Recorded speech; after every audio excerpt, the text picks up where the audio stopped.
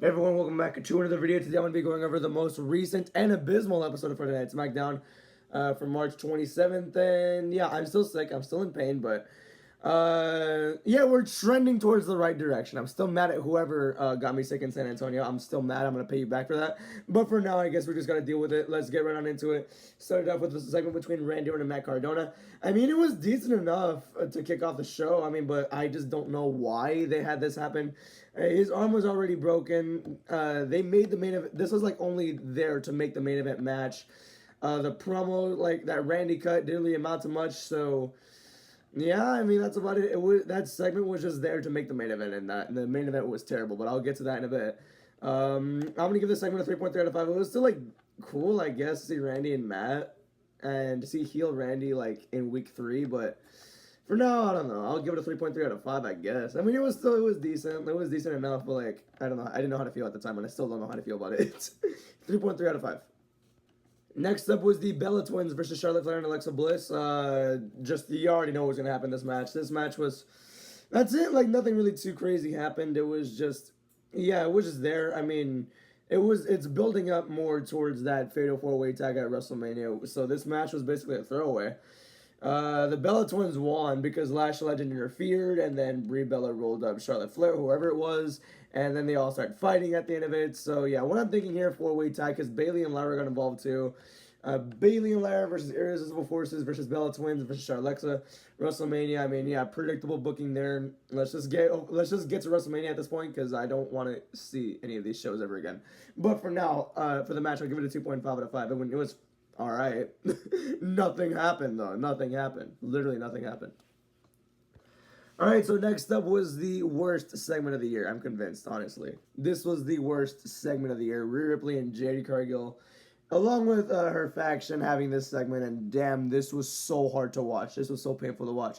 No diss to all of them, but just damn, they just cannot work together, I guess. Rhea came out and called out Jade, and I think Rhea at that point was already like, just like let's get this fuck ass feud out of the way, please.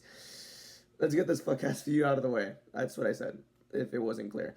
Then Jade came out, had her worst promo of her entire career. Meechin and B-Fab were just talking over each other.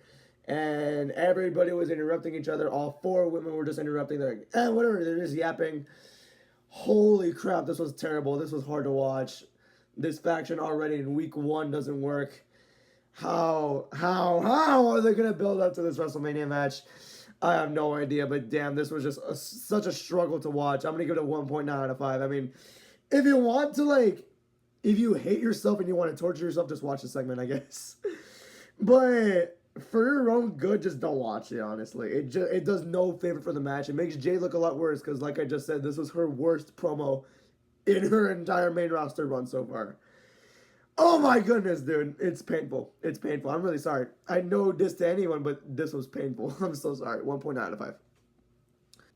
Then next up was Rhea Ripley versus B-Fab. The match was 50 seconds long, and then all it did was make Rhea look weak while Jade and her faction stood tall. I'm gonna give the match a 0.4 out of 5. Nothing fucking happened. Yeah, the next up was Jelly Roll versus Kit Wilson. And now, as somebody who has been on the side of Jelly Roll, like, I'm not saying I'm his biggest fan or anything. I'm just like, this guy is dedicated to this business. This guy, he obviously cares, and he obviously wants to make people happy. So yeah, I've been on his side forever. I've been on his side since he joined, like, last SummerSlam, but this match was mid, honestly. This match with Kit Wilson, I mean, he had his good moments, but it was just mid. Jelly Roll won, simple choke slam, and that was it. Like, it was never going to be a barn burner, but I just did not expect it to be this boring.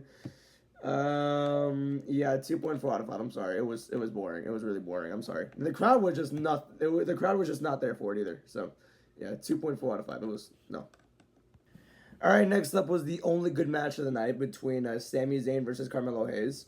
And yeah, the only good match of the night had some very conflicting decisions to end it. So let's dive into that, right? First of all, the U.S. Championship Open Challenge, Carmelo Hayes had it, and then Sami Zayn accepted it. Trick Williams came out and was sitting at ringside.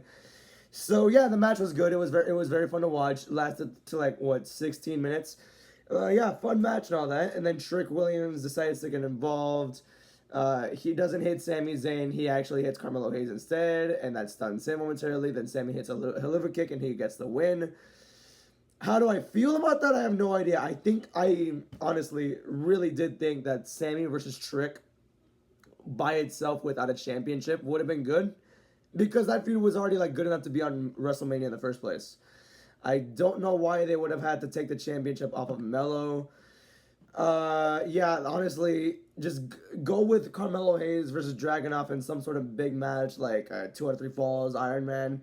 I don't know, but I feel like Melo should have still gotten the title, because I feel like Sami versus Trick was a feud that could have been without the championship, but now it is gonna involve the championship. I don't know. I really feel like Sami Zayn didn't need to have this championship win. Now, I'm not gonna like bury him. I'm not burying him.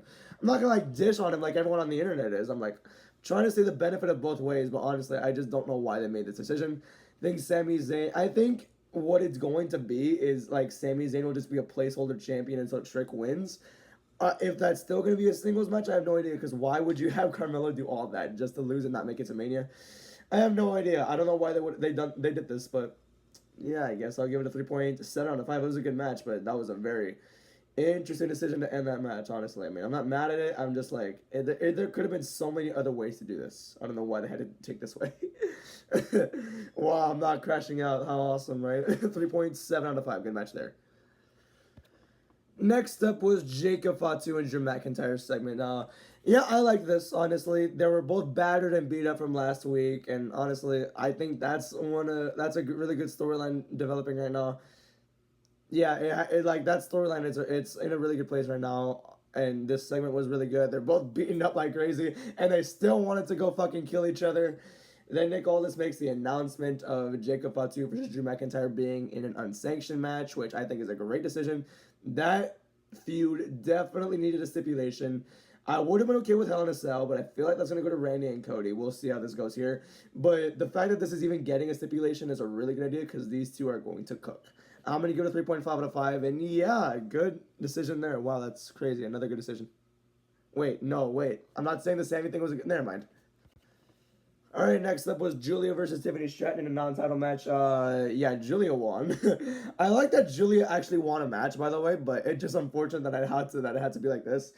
I don't know. Kiana had some like really tacky way to interfere and get Julia the win. It just makes me think that Tiffany's gonna come back for this title and then she's gonna win it, and that's it. Yeah, the match was decent. I'm gonna give it a 3.2 out of 5. But like, yeah, that's a little unfortunate, don't you think? That's a little unfortunate, because I like Julia. Julia is a really good worker, but I guess that's not what WWE sees, which is unfortunate. Screw you. Oh, God. And the main event match, Randy Orton versus Matt Cardona. All this match was, and this match was 6 minutes and 27 seconds. All this was Randy bodying the shit out of Matt Cardona. It was just him beating him up over and over and over, targeting the arm. I don't even care. That's all it was. Randy just fucking killing him and Matt getting like 30 seconds of offense. This match did not need to be on this card, because it did no favors to nobody. How awesome, right? They had to get something for that TV window in. They did not have 3 hours worth of material to put this in. And it shows with the Randy and Cody brawl that happened afterwards too. They did not have 3 hours of content to put in. That's why they put those Raw recaps too, because they only filled up like a 2.5 hour show, not a 3 hour show. So that's why everything was so stretched out, which is why everything sucked from here on out. The match, I'll give it a 1.5 out of 5. I'm going to talk about Cody and Randy in this clip right here. Now, this happened immediately after the match. Cody came out of his damn bus and was just walking, like, during the entire commercial break, was walking very slowly on purpose. You saw some guy just coming out of the restroom, he's like, don't go in there, I just took a shit. And honestly, he took a shit on this show, because this show was fucking terrible. But yeah, here they come, finally, after 4 minutes of waiting. They're both in the ring, and we have the most boring 8-minute brawl. It was fun at first, and then Jelly Roll got involved for some fucking reason. Security wouldn't get their asses off the screen. And yeah, it was literally a Randy and Cody tag team versus the security guards for a good 2 minutes as well. This was horribly executed, and the concept of brawling in WWE nowadays is just so overused that now it's become stale. I'm not sorry to say that either. They're doing the same repetitive bullshit, and they expect us to say, oh my gosh, Yeah, they're no longer creative. Ditch the entire creative team because this sucks. I'm sorry. I'm gonna give this one a 1.3. No, it's a 2.3 out of 5. I mistyped. Oh no, typo. Oops. But 2.3 out of 5. This was no, dude. Oh my goodness. And like we had another horrible show like 3 weeks ago as well. So don't let this become a trend where you have your worst show of the year every 3 weeks. Please don't do that, WWE. And it's the road to WrestleMania. There's no excuses. Everything here should be top tier. Everything on here should be high quality because we're on the road to your biggest show of the year. Why is everything so dog shit? I have no idea. Arturo fell asleep on call. I'm not even kidding you. He wasn't talking for like 10 minutes because that's how boring and lifeless. I have a lisp now. Are you kidding me? And that's how boring and lifeless this show was. Here are the rankings for the matches. Only 1 was good, 2 were watchable, and 3 were boring. The promos, Jacob and Drew's is the only watchable one. And I don't care. I'm going to give the show a 1.7 out of 5. This was utter dog shit. I never want to see this again. But I'm still going to watch because I'm still a wrestling fan and it's not that deep where I'm going to complain every single fucking day. I'm going to complain just tonight and then move on. Thank you.